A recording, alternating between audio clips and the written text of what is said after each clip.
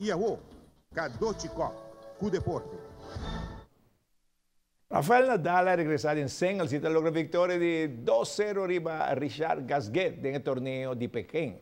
Nadal avisa me está contento de poder ganar mi primer partido de singles, que está muy importante para mi regreso.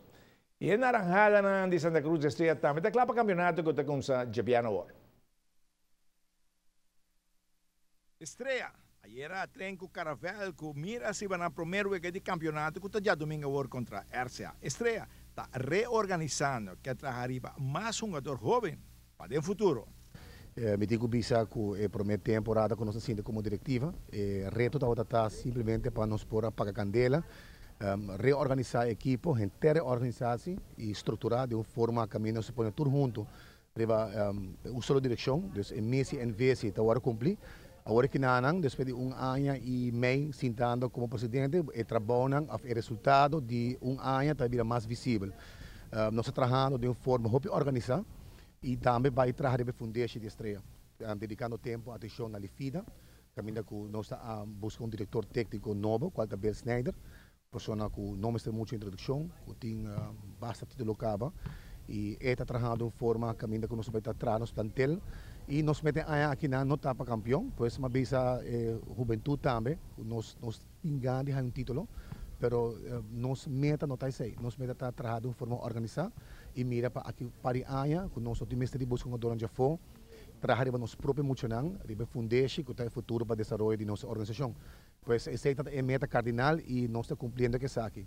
Se resultar que aqui nós estamos campeão, meio genomen, pero nos enfoque mais bem para organizar e estruturar nosso funcionário e lá mirando com o hobby membro novo, pois me está contento mirando com a full organização está andando aqui não, pois uma estrela que está uma equipe que está organizada aqui não, pois essa é prometaria que nós temos aqui não e sana e situação financeira também que nós sai de estado bastante deplorável, prometi que bisa nós estaremos bom caminho desse agora aqui. Cada dirigente tem trabalho? Sim, cada dirigente tem trabalho.